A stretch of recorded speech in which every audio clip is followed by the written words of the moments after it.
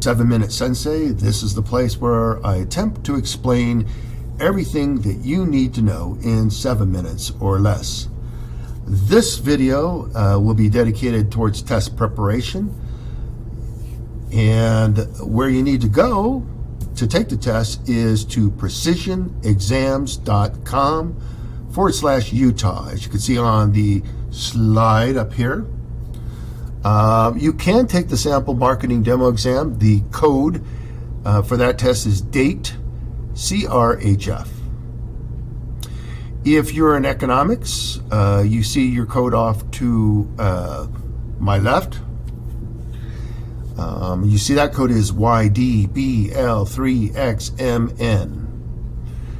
And then, though, if you're in economics and you're part of period 2A or A2, then you see you have a different code. Marketing 1, you have a code. Entrepreneurship, digital business applications, 3rd period and 4th period has their own code. So that's where you get started. Next, let's go over some of these exams. The first exam that I will be presenting is the exam for digital business applications. So let's go to that exam. All right. As you can see on the screen, I have the Utah State Strands and Standards in front of me. On the bottom, I'd like to kind of start this review with the end in mind. And what I mean by that is, let's take a look at the breakdown of this test. For digital business applications, most of your questions are going to come from strand number 1, 13 points actually. And after strand 1, you'll notice strand 3 and strand 6 are the next 2 most heavily weighted strands in this particular exam. Off to the right, you see the total points are 46 and 40 questions. I would probably plan on at least 1 minute per question. So roughly 40 minutes to take this test. I suspect some of you will be going much faster than that, but that's how you should probably pace yourself. No more than about 1 minute per question. All right? Let's go to the beginning now. In this particular course, Digital Business Applications, this class is about the business world and how it is progressively more reliant on digital technologies. The Digital Business Application course is designed to prepare students with the knowledge and skills to be an asset to the collaborative, global, and innovative business world. Concepts include the overall digital experience, digital communications, digital media, and the exploration of career choices. This course also provides practical experience in professionalism, using various forms of presentation skills, including speaking, podcasting, digital portfolios, relating to the globalization of business. Strand number 1. Strand number 1 is about students will utilize information and technology tools to conduct business effectively and more efficiently. And you'll learn how to do this, and we'll practice on that throughout the course. In Strand 1, Standard 1, we are to reinforce basic skills and professionalism needed to work in the digital world.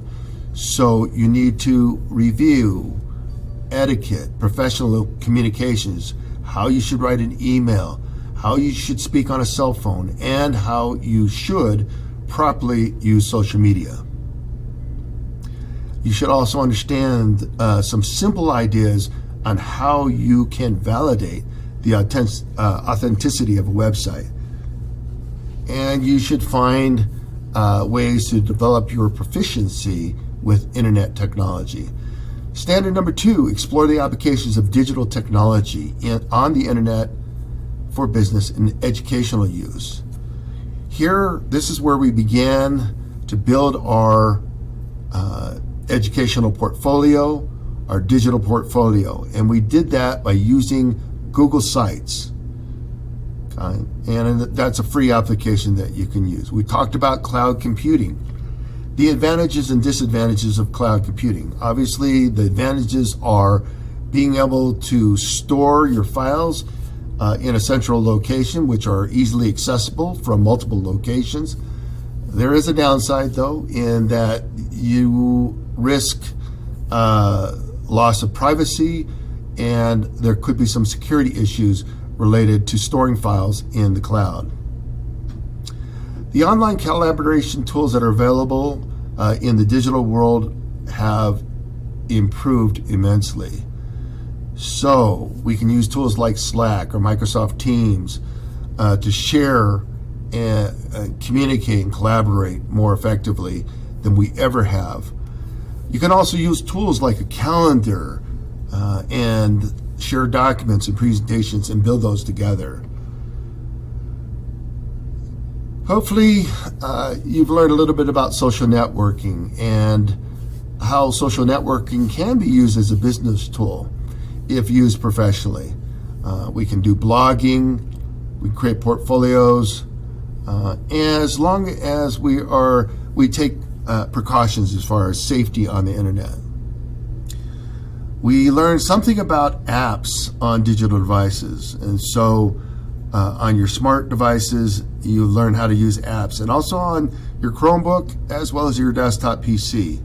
Apps is short for applications, and hopefully you have used a variety of applications, be it PictoChart, Adobe Spark, LucidChart, Microsoft, Google, several different products that you hopefully have had enough experience with that you understand some of their capabilities. We learned something about file conversion, so you had to learn how to take a file and convert that to, say, a PDF file or a portable document file, and that's produced by Adobe. We've learned how to convert a file, save that file, or we learned something about JPEG files, which is a Joint Photographers Expert Group file, MPEG, Motion Picture Experts Group, and those are for videos. We've learned about basic text files, Word documents, that the file extensions, the Microsoft Excel file extension. Those are important for you to know for this exam. Strand 2, students will understand ethical and legal issues pertaining to business. So, hopefully you have a better understanding of the ethical challenges related to business. In Standard 1, you are to learn about acceptable policies and code of ethics that you should follow, and something about the fair use policy. The Commons license is a license that more or less is public domain. Generally speaking, though, the Creative Commons license does require you to at least cite your source. And there are copyright issues. Hopefully you've learned about copyright, things that are illegal, things that are legal. Fair use, somebody wants to make a parody, they can do that under the current copyright law. In Strand 3, we learn about students communicating through the utilization of audio and video. So we created our own little podcast, and you did everything from doing a storytelling to talking about what you're passionate about, to doing a quick introduction, to reading something. All of those are different types of podcasts. In addition to that, you learned some things that you have to be careful with. FERPA is privacy in education, and only publishing directory level, what's referred to as directory level content. In Strand 3, students will communicate through the utilization of audio and video. I guess I just covered that. I'm sorry, just duplicated that. In Standard 2, identify audio applications for use on digital devices. And we did learn a little bit about Siri and that Alexa product, and also we learned about Hey Google and these artificial intelligence voice recognition tools. We also learned about MIDI or MP3 files. Those are sound files and wave files. In Standard 3, you were to learn how digital video can enhance business. And so we talked about different ways. So beyond just using digital video for advertising and marketing, which are obvious use cases for using that technology, you also have to understand that many people are breaking ground and using audio and video in their business, be it through customer service, giving lessons, training, educating, teledoc, again, medical services, many things. Many employers are now interviewing through video conferencing. Moving on to standard number 4, you are to demonstrate proper interpersonal communication tools, or interpersonal communications. And so if you're on the phone and you're providing customer service, what is the proper way to handle those phone calls? And how you should have an honest attitude and be punctual in the workplace. You should also demonstrate proper business etiquette, use appropriate language, appropriate levels of respect, depending on the environment, the setting, who you're meeting with, and so forth. In strand 4, we talk about students will work with digital images, print media, using cloud-based design tools. So we did use PictoChart. These are some of the tools that are available. There's many. In Standard 1, you are to understand the sources of digital images. How do we collect digital images? Everything from cell phones, tablets, and cameras. We can also save and compress these files. So video files and audio files are rather large files, but we use compression technology to store these files and make those files a little bit smaller. We learned about how to create an infographic with PictoChart and Adobe Spark. We learned how to use a tool, Pixabay, to find some free artwork, content, images, and Pixachart is a good source for that. We had you experiment a little bit with Adobe Photoshop and learn some of the tricks of the trade as far as using filters and doing cutouts of photography.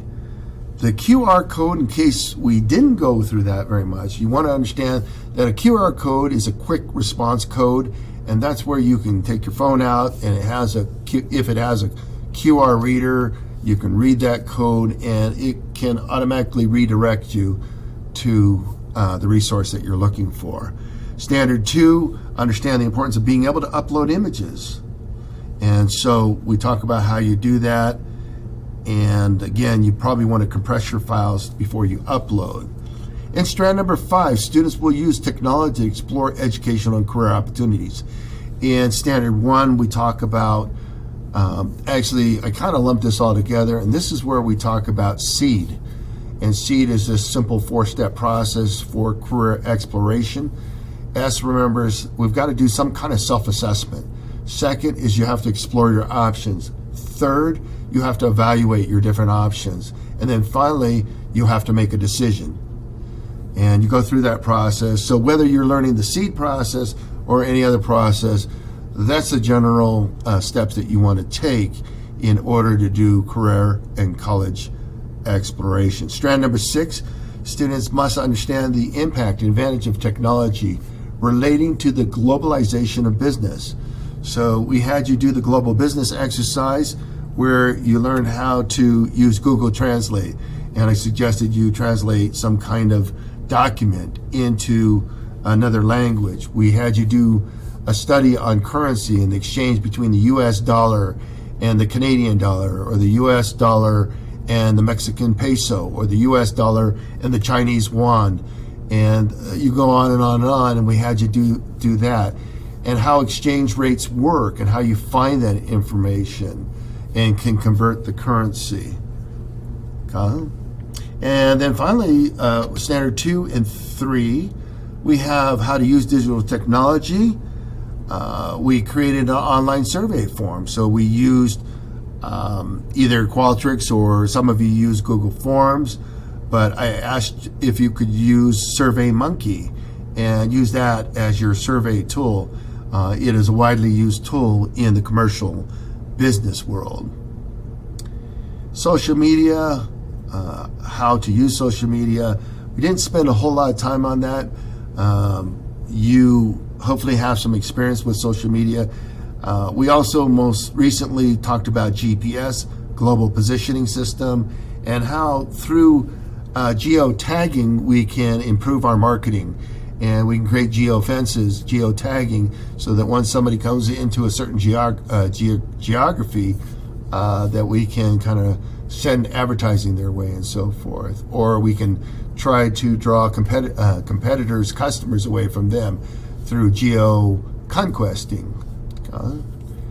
Finally, your performance objective is really to demonstrate your ability to do these different exercises, from everything to posting original content, a cover letter, resume, sharing a calendar, uploading a presentation, and doing also your global business project. If you have any questions before the exam, we'll take the exam on Thursday. That would be October 22nd. If you have any questions, go ahead and send me an email. If you need to schedule a Zoom meeting, let's do that. Better yet, if you can, come after school and let's meet and let's answer your questions. This is Mr. Liu, formerly known as your 7-Minute Sensei. A little bit long video. Apologize. Hope this helps you to some degree in preparing for your state exam.